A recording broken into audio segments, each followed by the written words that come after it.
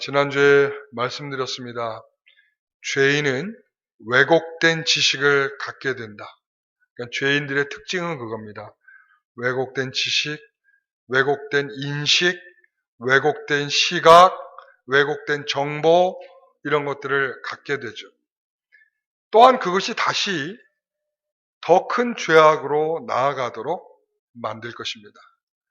그러한 죄악은 타락한 인생들의 모습으로서 하나님과 점점 멀어지는 모습으로 나타나게 될 것입니다. 그래서 우리에게 하나님과 가까워지는 것이 필요하다라는 표현이 나오게 되는 것인데요. 그래서 예수님께서 십자가에서 죽으심으로 인하여 그의 보혈의 피로 어떻게 하셨습니까? 그의 피로 우리를 가깝게 하셨다. 이렇게 하셨죠. 그러니까 짐승의 피로 죄악된 인생들을 하나님과 화해하게 하셨듯이 이제 예수 그리스도의 피로 말미암아 이제 모든 죄악된 인생들 가운데에 하나님이 부르시는 자들을 이제 하나님과 가까워지도록 화해하도록 만드시는 일을 하시는 것입니다. 여러분 우리가 피 흘림이 없이 뭐가 없다고 그랬죠? 죄사함이 없다. 여러분 이 말씀 중요한 말씀이에요. 구약의 성도들에게도 그렇게 들려졌고 신약의 성도들에게도 동일하게 들려지는 것은 피 흘림이 없이는 죄사함이 없다. 예수 그리스도의 보혈의 피가 없이는 우리에게 죄사함이란 존재할 수 없다. 라고 하는 것에 대해서 말씀을 드렸습니다. 여러분 그러면서 이런 것은 이론적인 것이 아닙니다. 제가 그런 말씀을 드렸어요. 우리가 이것을 이해하고 있다고 해서 알고 있다고 해서 이런 은혜를 받고 있는 것이 아니다. 믿음이 있는 것이 아니다. 우리가 알고는 있지만 우리가 그와 같은 믿음과는 믿음을 가지고 있지 않을 수도 있다라고 말씀드렸어요. 그래서 철로역정에 예를 들었죠. 십자가의 경험이 필요하다. 죄악된 인생들이 무겁게 지고 있었던 이 죄악의 짐이 십자가 앞에서 풀어지게 되는 놀라운 경험이 필요하다. 그래서 이런 은혜는 우리에게 이제 좀 더 다른 인생을 살아가도록 만들게 되는데요. 그게 바로 뭔가 하면 히브리서 9장 14절의 말씀이었죠. 그것은 흠없는 자기를 하나님께 드린 그리스도의 피가 어찌 너희 양심을 죽을 행실에서 깨끗하게 하고 살아계신 하나님을 섬기게 하지 못하겠느냐. 바로 그 피로 말미암아 우리의 양심이 이제 죽은 행실을 고민하게 하고 그 행실로부터 새로운 인생을 살아가도록 마음에 이끌어내시는 하나님의 양심적 깨우침이 우리에게 나타나게 된다. 여러분 그리고 하나님을 섬기도록 우리의 마음을 이끌어간다. 이런 것입니다. 여러분 그래서 우리의 마음이 그렇게 그리스도의 피로 우리의 양심이 살아나고 하나님 합당히 여기시는 거룩한 행실로 우리가 나타나기를 소원합니다. 하나님을 잘 섬기는 것으로 나타나기를 소원합니다. 이것이 하나님에 가까워지는 첫 번째 그리스도의 피로였습니다. 오늘은 두 번째 시간입니다. 이 두 번째 시간은 그는 화평이신지라 중간에 막힌 담을 자신의 육체로 허셨다라는 것입니다. 여러분 여기에서 두 번째 14절의 말씀인데요. 같이 한번 읽어봅니다. 그는 우리의 화평이신지라 둘로 하나를 만드사 원수된 것 곧 중간에 막힌 담을 자기 육체로 허시고. 여러분 이 말씀 많이 알고 또 암송도 하고 계실 줄 아는데 이 두 번째 말씀의 대전제는 뭔가 하면 이겁니다. 그는 화평이신지라 이것입니다. 자, 한번 따라해 보겠습니다. 예수님은 화평이십니다. 여러분, 예수님이 주시는 화평은 우리가 좀 힘들 때에 위로를 주셔서 우리에게 평안을 갖게 하시는 그런 평화를 얘기하는 게 아닙니다. 더 크고 더 엄청나고 더 비밀스러운 평화가 그 안에 들어있습니다. 우리는 잘 알고 있죠. 예수님께서는 이사야서 9장에 있는 말씀처럼 평강의 왕으로 오신다라고 하셨어요. 평강. 메시아는 오시는데 무슨 왕이요? 평강의 왕. 그래서 이 평강의 왕으로 오시는 분은 어떤 곳에 오시는가 하면 평강이 깨진 곳에 오신다라는 거예요. 그래서 그 당시에 가장 전쟁과 그리고 여러 가지 시련으로 어려움을 당하고 있었던 스불론, 납달리, 갈릴리 해변, 이 주변들은요, 여러 차례 전쟁에 시달렸고요. 그리고 또한 공포와 또한 굉장히 오랜 시간 동안 계속적 식민지 상태에 놓여져 있었습니다. 그러다 보니까 이러한 곳에 예수님께서 가장 먼저 나타나시고 가장 먼저 사역을 시작하고 가장 먼저 빛을 비춰준 곳이 어딘가? 바로 그곳이라는 거예요. 이 스불론, 납달리, 갈릴리 해변 지역을 주님께서 누비시면서 평강을 잃어버린 자들에게 평강이 그들에게 나타나셨음을 확인시키고 보여주셨습니다. 여러분, 예수님께서 이렇게 오셔야 하는 이유가 무엇이라고 제가 좀 전에 말씀드렸죠? 평강이 깨진 곳에. 예수님께서 평강의 왕으로 이 땅에 오신다는 것이죠. 그래서 이사야 57장 18절에서 21절 말씀에 보게 되면 우리 19절 말씀 보여주십시오. 같이 읽어봅니다. 입술의 열매를 창조하는 자 여호와가 말하노라. 먼 데 있는 자에게든지 가까운 데 있는 자에게든지 평강이 있을지어다. 평강이 있을지어다. 내가 그를 고치리라 하셨느니라. 여러분, 오늘 말씀에 이 말씀을 인용하고 있어요. 먼 데 있는 자들이나 가까운 데 있는 자들. 여러분, 이들을 다 뭐를 주시겠다라고요? 평강이 있으라. 평강이 있으라 라고 말씀하신다. 그들을 고쳐서 새롭게 만드시겠다라고 말씀하고 있어요. 여러분, 이 평강이 주어지면요, 그냥 마음의 안정이 되는 게 아니라 새로운 창조물이 된다는 거예요. 그 평강이신 예수님이 우리에게 오심으로 인하여 우리는 새로운 피조물이 되고 새로운 것이 된다는 것입니다. 여러분, 주의 평강이 여러분들의 있기를 간절히 축원합니다. 여러분, 주의 평강이 우리 가운데 있어야 합니다. 샬롬이 있어야 합니다. 여러분, 여기에서 보게 되면 그렇게 말하지 않습니까? 주의 평강을 입은 의인이 있다라고 말하고 있어요. 자, 22절 말씀. 21절 다 같이 읽어보면 내 하나님의 말씀에 악인에게는 평강이 없다 하셨느니라. 자, 누구에게는 평강이 없어요? 악인에게는 평강이 없다.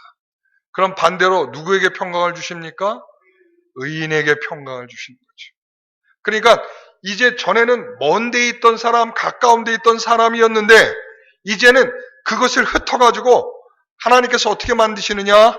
이제는 의인과 그리고 악인으로 구분하신다. 그래서 하나님께서 그 의인에게는 평강을 주시고 악인에게는 평강이 없다라고 말씀하고 있는 거예요. 여러분, 주님의 평강을 입은 의인과 주님의 평강을 입지 못하는 악인이 있다는 것입니다. 오늘 말씀 안에서도 바로 그렇게 나타나는 것이죠. 바로 그러한 점에 그는 화평이신지라예요. 그러니까 평강을 얻지 못한 자들을 위하여 평강으로 오셔서 그는 화평이 되셨다, 샬롬이 되셨다라고 말씀하고 있는 것입니다. 여러분, 무엇을 예상하십니까? 화평을 잃어버리고 그 화평이 깨어진 곳에 우리 예수 그리스도께서 가신다는 말씀을 하고 있는 거죠. 바울은 그 화평이 깨진 가장 큰 문제를 바로 뭐라고 보고 있는가 하면 유대인과 이방인으로 보고 있는 거예요. 화평이 깨졌다. 그들과는 화평을 누릴 수 있는 조건이 있지 않다. 여러분, 이사야 말씀처럼 먼 데 있든 가까운 데 있든 간에 그들에게 평안을 주고 그들을 고쳐 하나님께서 새로운 것을 만드시겠다라고 말씀하고 있습니다. 여러분, 이것을 우리가 성전의 구조를 보면서 이해를 해보겠습니다. 성전 구조를 보시면 잘 보이시나요? 자, 이거는 예수님께서 사시던 그 시대의 헤롯 성전입니다. 이 헤롯 성전을 보게 되면 지성소가 있고 성소가 있습니다. 그리고 굵은 중간에 막혀있는 부분이 있죠? 저 니카노르의 문이라고 되어 있는데 그 굵은 선이 있고 그 다음에 미문이라고 하는 곳에 굵은 선이 있습니다. 자, 이렇게 성전이 이렇게 있을 때에 이스라엘 백성들이 머물 수 있는 공간은 이 성전 안에입니다. 그래서 어떻게 구분이 되는가 하면 이렇습니다. 지성소까지는 유대인들 중에서 누가 들어갈 수 있죠? 대제사장만 들어갈 수 있죠. 자, 1번 대제사장이에요. 그 다음에 이스라엘 사람들 중에서 저 성소의 제사장의 뜰에 들어갈 수 있는 사람은 누굴까요? 제사장이죠. 제사장들. 그렇죠? 그 다음에 이스라엘의 뜰에 들어갈 수 있는 사람들은 누굴까요? 이스라엘의 남자들. 이스라엘의 남자들. 그것도 건강한 남자들이어야 돼요. 흠이 있거나 문제가 있는 사람들은 못 들어와요. 이스라엘의 건강한 남자들만 이스라엘의 뜰에 들어오는 거예요. 자, 그러면 그 다음은요. 이스라엘의 여인들이 들어가는 것이 바로 여인의 뜰입니다. 자, 그러면 이방인들은요? 이방인들은 어디 있어요? 이방인의 뜰이 있다면서요. 그럼 이방인은 어디에서 머물러요? 성전 안에 들어오는 거예요? 못 들어오는 거예요? 못 들어오잖아요. 그들이 들어올 수 있는 것은 어딘가 하면 다음 사진 보여주세요. 이렇게 성전이 있으면 저 뜰 있죠. 밖에. 저 바깥들에 거하게 되는 거예요. 이방인들은. 그리고 아까 이스라엘 사람들 중에서 언급되지 않은 사람들이 있었죠. 건강하지 못한 사람들. 이 사람들은 다 어디에? 이방인들과 함께 바깥들에 머물게 되는 거예요. 자, 여기에서 이렇게 보는 것처럼 이방인들은요. 하나님으로부터 뭐 하는 거예요? 순서적으로 멀리 있다는, 멀리. 아까 대제사장이 있고, 제사장이 있고, 이스라엘 남자들이 있고, 이스라엘 여인이 있고, 그 다음 순서가 누구예요? 이방인이라고. 그러니까 멀리 있다. 두 번째는 뭐냐면 하나님의 축복으로부터 소외되어 있다. 이런 말이에요. 하나님의 축복. 왜? 성전에 들어와 그 성전에서 누릴 수 있는 그 축복을 누릴 수 없는 그들의 상태를 가리켜 바로 그들은 축복으로부터 소외되어 있다. 그리고 세 번째는 뭔가 하면 하나님의 선택, 하나님의 택하심으로서 분리되어 있다. 이런 뜻입니다. 그러니까 이 둘은 서로 다른 공간에 존재할 뿐만 아니라 축복과 백성의 선택이라는 측면에서 완전히 다른 공간에 있는 자들이라는 거예요. 자, 그래서 주님께서 말씀하신 그는 화평이신지라 예수님은 그 화평으로 오셨다라고 말하고 있는 거예요. 자, 그들이 얼마나 지금 높은 담을 쌓고 있습니까? 그렇죠? 저 담장 사이를 넘어서야만 이방인의 뜰에 가게 되는 거예요. 그러니까 저 담장이 얼마나 그들과 그들을 분리하고 있는 높다란 장막입니까? 걸림돌입니까? 장애물입니까? 그들과 서로를 하나가 될 수 없도록 만드는 굉장히 높다란 장벽이 되겠죠. 여러분, 그래서 이사야서 52장 7절에 보면 예수님께서 이런 말씀을 하는 거예요. 내가 좋은 소식을 전한다. 평화를 공포한다. 자, 어디로, 이 말이 무슨 말인가 하면 예수님께서 이 평화의 복음이 되셔서 어디로 올라가셨어요? 시온산으로 올라가셨어요. 시온산은 뭐가 있어요? 성전이 있는 곳이잖아요. 그 성전에 올라가셔서 자신이 평화의 복음이 되시도록 올라가셔서 그 평화의 복음을 선포하시는 거예요. 그 평화의 복음이 뭐예요? 십자가라는 거죠. 여러분, 다시 말하면 그 평화의 왕으로 오셨다. 그는 화평이신지라 라고 말하는 것은 그분이 성전에 올라가셔서 친히 뭐가 되셨어? 십자가의 죽으심으로 말미암아 이제 그들에게 제물이 되셨다. 그 제물이 되셔서 이제 그들에게 화해케 하셨고 이것이 평화로 그들에게 선포되고 있는 거예요. 평화의 복음으로 말이죠. 여러분, 그래서 이 소망을 잃어버린 상태에 있던 자들에게 선포하는 것입니다. 나의 평안을 너희에게 주노라. 나의 평안을 너희에게 주노라. 내게 있는 평안은 다르죠. 세상이 주는 것과 다르다라고 말하고 있어요. 우리는 주님은 이 평화의 복음을 전하며 그 운동을 위해서 이 땅에 오신 것입니다. 자, 어떻게 해요? 둘로 하나를 만드시기 위해서 오신 거예요. 둘로 하나를. 자, 둘로 나뉘어져 있어요. 누가요? 유대인이 있고요. 이방인이 있어요. 그리고 그들 사이는 높다란 장벽이 있어서 서로 간에 넘나들 수가 없어요. 이것을 화평을 이루는 것은 매우 쉽지 않은 일입니다. 여러분, 그들이 둘로 구조되어 있는 이 표현이 서로 무엇으로 느끼고 있는 것입니까? 서로 적대적으로 느끼고 있는 거예요. 서로 적입니다, 적. 서로 담장 밖에 있지만 이 담장 밖과 여기는 서로 간의 친밀한 관계를 유지할 수 없는 적들로 이해되고 있는 것이에요. 왜? 그들에게 화평을 가져다 줘야 화평이 이루어지는 것이기 때문에 서로가 화평을 이룰 수 없는 둘로 나뉘어져 있는 것을 말하는 거죠. 여러분, 서로 적으로 느끼고 있습니다. 진정한 화평은 이제 그들을 서로가 적으로 느끼지 않아야 합니다. 유대인과 이방인들이 둘이 하나가 되어야 하는데 진정한 화평을 누리는 것은 어떻게 할 수 있을까요? 여러분, 예전에 베를린 장벽이라고 있었잖아요. 서독과 동독을 이렇게 가르고 있었던. 그들이 왜 그렇게 갈라졌습니까? 우리와 같죠. 이념 때문이죠. 그렇죠? 공산주의라고 하는 이념으로 서독과 동독이 갈라졌죠. 그런데 여러분, 이렇게 갈라져 있는 그들에게 처해 있는 이 베를린 장벽은 서로가 넘나들 수 없는 거예요. 예전에 그 데이비드 보이라고 하는 가수가 있었어요. 이 데이비드 보이라고 하는 이 가수가 약간 좀 코카인 중독자이기도 한데 이 사람이 그 독일의 베를린에 가서 거기서 이제 휴양을 하고 있었어요. 그런데 그때 이 재밌는 광경을 구경을 해요. 재밌다고 하긴 좀 그렇지만 이 베를린 장벽을 사이에 두고 사랑하는 여인이 서로 애달프게 손을 맞잡으려고 하고 떨어질 수 없어 하고 정말 그 장벽을 사이에 두고 서로 간의 그 애달픈 사랑의 모습을 본 거예요. 그래서 그가 노래를 하나 짓게 되죠. 그게 바로 히어로즈라고 하는 노래인데요.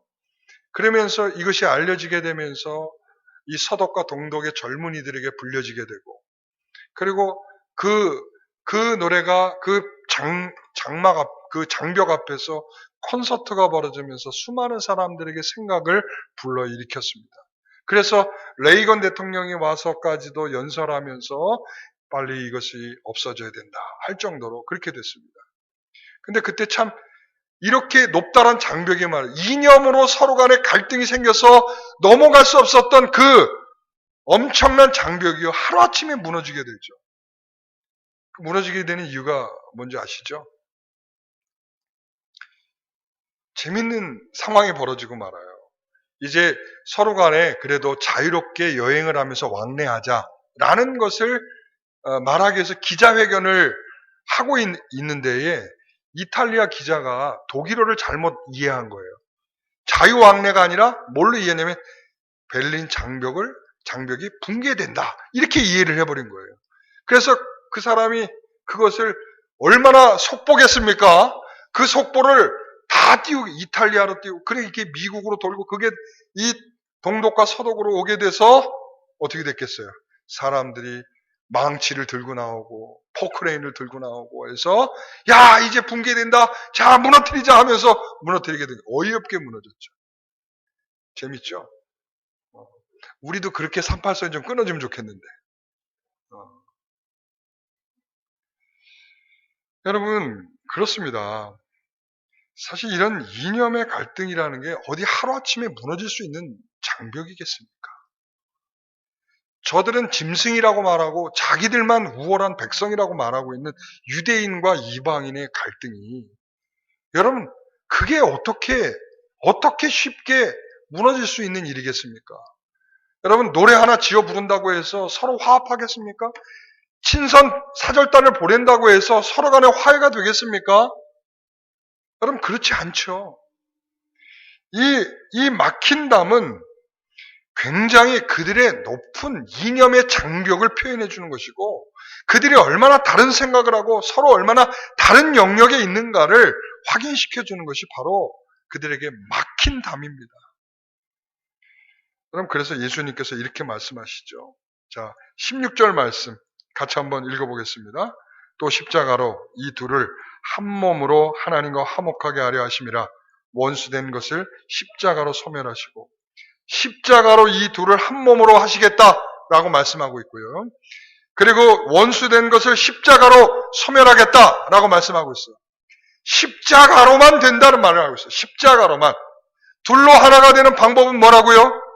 십자가로 소멸하고 십자가로 무너뜨리고 십자가로 원수관계를 회복하게 하고 십자가로 이념의 갈등을 무너뜨리게 하고 십자가로 그들이 서로 왕래할 수 없는 마음들을 회복해 하신다라고 선언하고 있는 것입니다.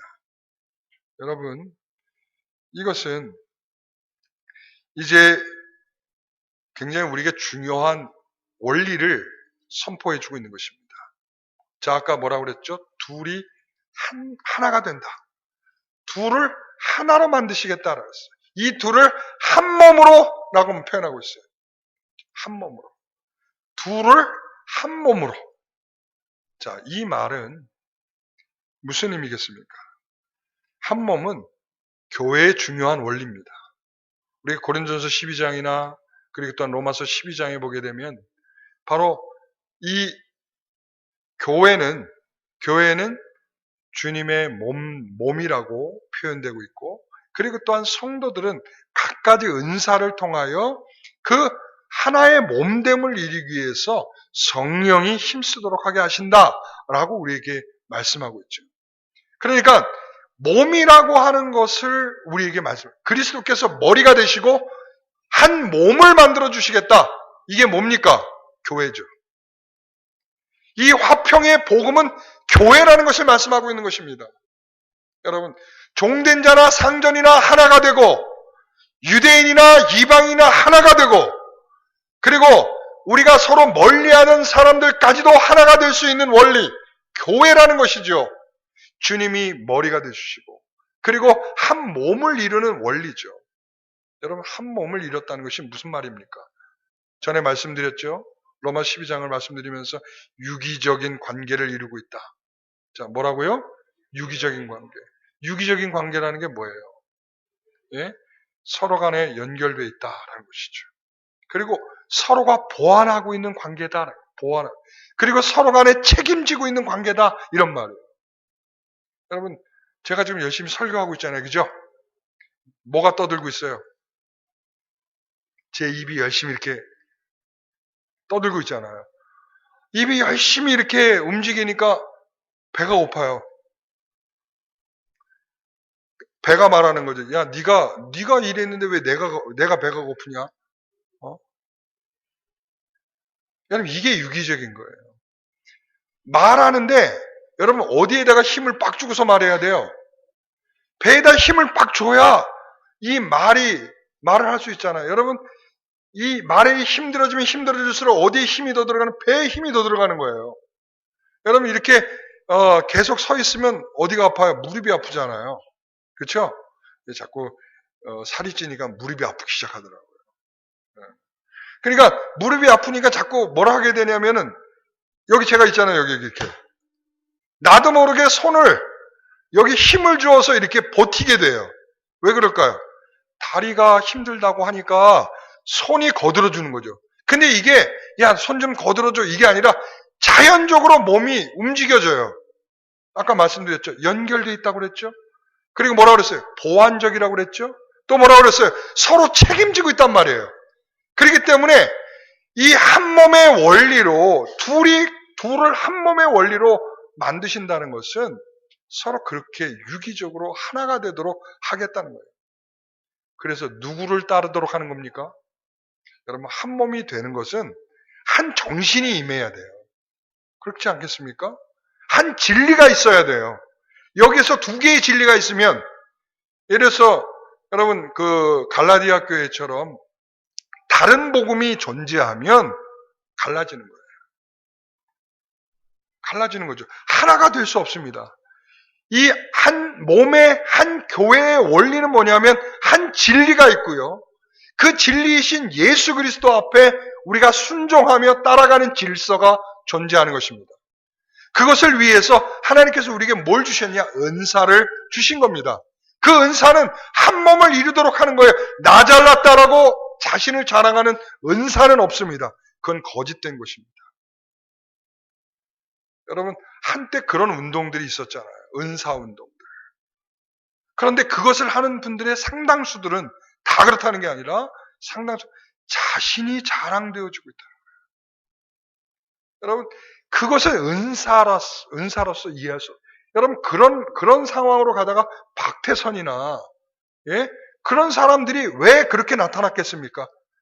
처음에는 그런 은사를 그렇게 발휘하던 사람들이 아니었죠. 그런데 그런 자리에 가는 건 뭐냐면 그 은사가 내 자랑의 자리에 있게 한다. 그게 뭐냐면 다른 영역으로 가는 거예요. 한 진리는, 한 은사는 한 성령에 의하여 한 교회를 이루도록 그 모든 것이 보완적이고 연결되고 서로 책임을 지듯이 그렇게 나타나게 된다는 거죠. 그런데 여러분, 이것이 유대인과 이방인에만 문제겠습니까?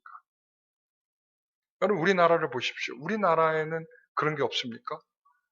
우리나라도 동서의 갈등이 있잖아요. 그쵸? 어디라고 지칭하지 않아요. 우리가 다 아는 얘기니까. 여러분, 우리가 이런 지역의 갈등도 있고요. 그리고 또한 이념의 갈등, 우리는 없습니까? 우리도 이념의 갈등이 있어요. 우리 안에서도 있어요. 그렇지 않습니까? 그리고 또한 생각의 차이로 오는 그러한 서로들의 갈등이 있어요. 우리 교회를 보십시오. 고린도 교회에서 나타난 것처럼 당을 지며 서로가 나뉘어지는 거, 이게 바로 여러분, 이게 담장 아니겠습니까? 여러분, 교회 안에 이런 모습들은 없습니까? 지금 이 에베소 교회에게 이 권면을 한다는 이유가 뭡니까?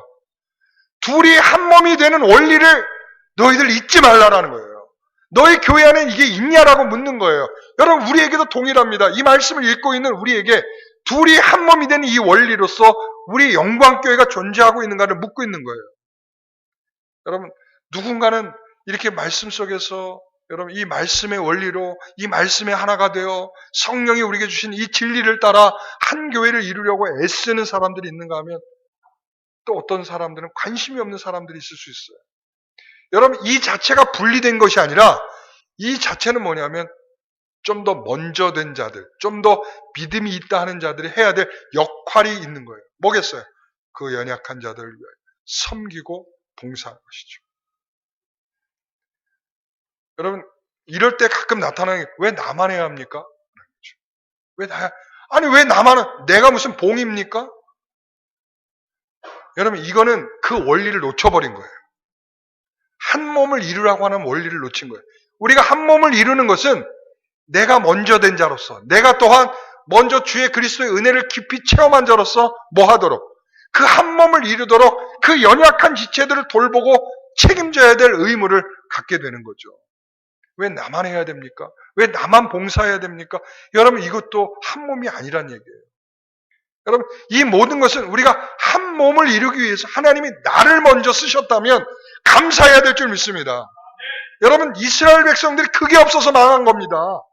이스라엘 백성들이. 하나님께서 먼저 그들에게 주신 게 그거예요. 뭐예요? 너희를 이스라엘 삼으셨다는 거예요. 너희를 하나님의 백성 삼으셨다는 거예요. 그런데 그걸로 나타난 게 뭡니까? 우월성이에요. 너희들은 틀렸어. 우리만 이거야. 여러분, 이게 바로 그들의 실패의 원인입니다. 여러분, 교회 안에서 자기 자랑하고 자기가 잘났다고 하고 결국 이러면서 갈등을 만들어내서 교회가 분리되고 깨지는 거, 여러분, 이게 교회 아닙니다. 여러분, 우리는 그게 얼마나 심각한 일인지를 우리가 아셔야 해요. 오늘 그래서 주님께서 우리에게 내놓은 답이 그거예요. 둘로 한 몸을 이루도록 한다. 한 몸, 한 유니티, 연합을 이루도록 한다. 하나님께서 오늘 우리를 그렇게, 여러분들 마찬가지예요. 얼마나 개성도 다르고 다 생각도 다르고 다 형편도 달라요. 그런데 한 자리에 모아진 것은 그것으로 모인 게 아니에요. 내 형편으로 모인 게 아니에요. 내 생각으로 모인 게 아니에요. 그리고 내가 살고 있는 내 정서로 모인 게 아니에요. 뭘로 모였어요? 그리스도로서 모인 거예요. 그리스도로서.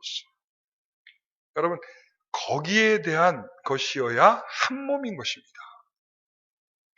오늘 우리는 그런 우월한 담장을 쌓고 있지는 않습니까? 여러분, 내가 믿음이 있다고 하면서 내가 우월한 담장을 쌓고 다른 사람들과 자꾸 분리하고 있지 않습니까? 그리고 어차피 넌 포기야. 야, 너 그렇게 교회 다녔는데도 불구하고 그렇게 뒷전에 가고 그렇게 관심이 없고 야야, 하나님도 널 포기한 것 같다. 우리에겐 그런 사람은 없습니다. 하나님이 끝까지 우리에게 책임을 감당하도록, 아까 말씀드렸죠? 한 몸의 원리 세 가지 뭐라고 그랬어요? 연결되어 있다, 보완적이다, 서로 책임을 진다. 우리가 그 사람 대해서 책임을 지라고 한 몸으로 만들어 놓으셨다는 걸 아셔야 돼요. 여러분, 그분의 부족함을 위하여 나를 좀 더 낫게 인도하고 계시다는 것을 여러분 기억하셔야 돼요. 자랑의 거리로가 아니라 내가 우월하다라고 말하려고 하는 것이 아니라 하나님께서 서로 한 몸이 되라고 우리에게 그렇게 하시고 계신 답이라는 것을 기억하십시오. 둘로 뭘 했다고요? 한 몸을 이루도록 했다. 여러분, 그리스도는 화평이시라. 여러분, 이것이 바로 그런 의미입니다. 그리스도께서 화평이 되주셔서 서로 둘로 쫙 갈라져 있는 그들을 어떻게 하셨다고요? 한 몸이 되도록 하셨다. 여러분, 이게 바로 가까워지는 두 번째 은혜인 것입니다. 사랑하는 성도 여러분, 우리는 그 은혜로 이 자리에 있는 것입니다. 우리가 그래서 십자가를 달고 교회를 하고 있는 것입니다. 우리가 그래서 누가 알아주지 않아도 헌신하고 봉사하는 것입니다. 누가 우리를 알아주지 않아도 말이죠. 여러분, 이번 주에 제가 그런 차원에서 적용적 숙제를 내드리겠습니다. 뭔가 하면 코로나19로 지금 교회를 나오지 못하고 있는 성도들이 여럿이지 않습니까? 제가 출석부를 올려놓을 테니까 그 중에 3사람 이상을 전화하는 것입니다. 친한 사람들한테 하지 말고요. 아셨죠? 여러분, 적용입니다. 이 말씀의 적용입니다. 우리가 연결되어 있고 서로 보완적이고 그리고 서로 책임을 져야 하는데도 불구하고 우리는 그런 책임을 못 느끼고 있고 우리가 여전히 관심이 없고 우리가 여전히 아무것도 움직이지 않고 있다면 그거는 마비가 됐든지 그 부분이 마비가 됐든지 이미 그 부분이 손실됐든지 둘 중에 하나 아니겠습니까? 사랑하는 성도 여러분, 오늘 우리가 한 몸입니다. 둘을 한 몸으로 만드신 그 은혜를 생각하면서 우리가 더 풍성한 주의 은혜를 누리는 저와 여러분 되시기를 소원합니다. 우리는 하나님과 가까워졌습니다. 그 가까워졌다는 것은 좀 더 멀리 있는 사람들을 위하여 섬기고 봉사하는 것입니다. 여러분, 그래서 이스라엘 백성들에게 처음에 줬던 이스라엘 백성 삼겠다. 그래서 출애굽해서 나와서 시내산에서 그들에게 하나님께서 그들을 높여주시면서 그들에게 부른 이름들이 있잖아요. 너는 택하신 족속이다. 거룩한 나라다. 내 소유다. 그래서 출애굽기 19장에 그렇게 말씀하셨단 말이죠. 그럼에도 불구하고 그것을 활용하지 못하고 그 의미가 뭔지를 못하고 많은 나라에 대하여 제사장 나라가 되어 돌아오게 하는 역할을 감당하라는 그러한 그들의 책임들을 감당하지 아니하는 그들에게 하나님께서 주신 답은 이겁니다. 베드로전서 2장 마지막 결론의 말씀입니다. 9절. 너희는 택하신 족속이요 왕 같은 제사장들이요 거룩한 나라요 그의 소유된 백성이니 라는 것입니다. 그렇기 때문에 어두운 데 있는 자들을 불러내어 빛으로 인도하라는 사명을 준 것이다 라고 말하고 있는 거예요. 이 사명을 누가 감당하지 못했다고요? 이스라엘이 감당하지 못했다고요. 뻐기고 잘나고 우월성을 갖고 그렇게 살아가다가 하나님이 주신 뜻과는 전혀 다른 곳에 가 있는 그들에게 하나님께서 예수 그리스도를 통하여 이제 한 몸을 이루게 하셨어요. 그러면서 우리에게 이렇게 너희는 택하신 족속이다. 너희는 이방인이 아니고 먼 데 있는 자가 아니고 너희는 택하신 족속이고 너희는 왕같은 제사장이고 거룩한 나라고 그리고 내 소유다. 그리고는 뭐라고 표현하시냐면 내 백성이라고. 내 백성이 아닌 자였더니 이제는 내 백성이라고 하고 너는 긍휼이 없던 자이더니 이제는 긍휼이 있는 자라라고 우리에게 말씀하고 있다는 것이죠.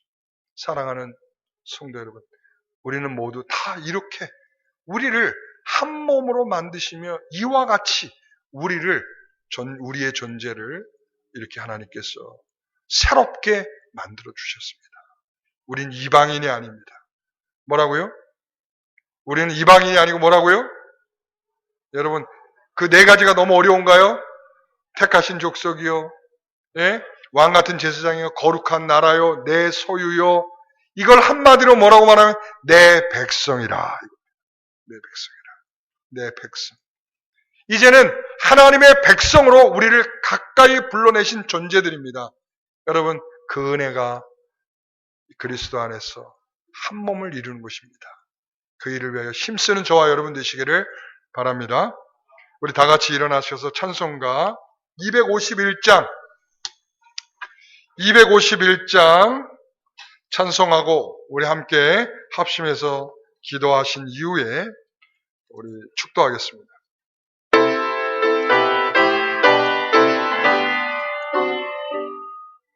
놀랍다 주님의 그 은혜, 우리의 죄를 속하시려 갈보리 십자가 위에서 어린 양 보혈을 흘렸네.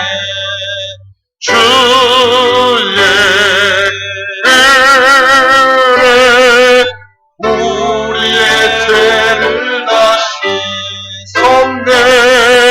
주의 은혜 우리의 죄를 다 씻었네.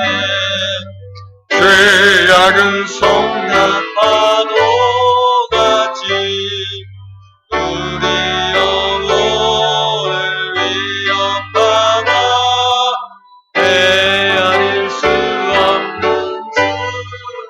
주님 십자가에서 보이셨네. 주의 은혜 우리의 죄를 다 씻었네. 주의 은혜 우리의 죄를 다 씻었네. 죄악에 물든 영혼들을 주께서 피로 씻으시네. 지금도 흐르는 그 피에 눈보다 더 이게 씻으라. 주의 은혜 우리의 죄를 다 씻었네. 주의 은혜 우리의 죄를 다 주의 은혜 우리의 죄를 다 주의 은혜 우리의 죄를 다 씻었네. 주의 은혜 우리의 죄를 다 씻었네. 우리 다 같이 합심하여 말씀을 생각하며 기도하겠습니다. 아버지 하나님 감사합니다. 우리에게 진정으로 화평이 되어 주시사 우리에게 가난하고 힘들고 지친 인생들에게 또 여러 가지 일들로 인하여 어렵고 힘든 시간들을 감당하고 있는 우리들에게 코로나19로 인하여 그리고 또한 자연재해로 인하여 힘들고 지친 인생들을 살아가고 있는 이들에게 오늘 내게 평안을 주시겠다라고 말씀하시는 것을 우리가 생각하며 우리에게 이미 이 주신 이 평안의 기쁨으로 우리가 살아가는 기쁨이 있게 하여 주시옵소서. 이 평안은 세상이 주는 것과 같지 않다라고 하였사오니 아버지 하나님 우리가 이 평안을 통하여 더욱더 주의 은혜를 풍성히 누릴 수 있는 우리가 되게 하여 주옵소서. 주여 우리에게 참 진심으로 둘로 갈라져 있는 이념과 또한 생각과 미움과 다툼은 우리에게 있지 않습니까? 아버지 하나님 우리 가운데에 참으로 서로를 반복하며 하나가 될 수 없는 이유들이 우리에게 존재하고 있지 않습니까? 그러나 이제는 주께서 우리가 한 몸이 되도록 서로를 질타하고 비난하기보다 서로를 애워싸고 서로가 연결되어 서로가 보완하여 서로가 책임지듯이 이 일들을 감당할 수 있는 우리가 되게 하여 주옵소서. 아버지 하나님, 연약한 우리를 붙드시는 주의 은혜가 우리 모든 성도들에게 풍성하게 있기를 소원합니다. 주님 함께하여 주시옵소서.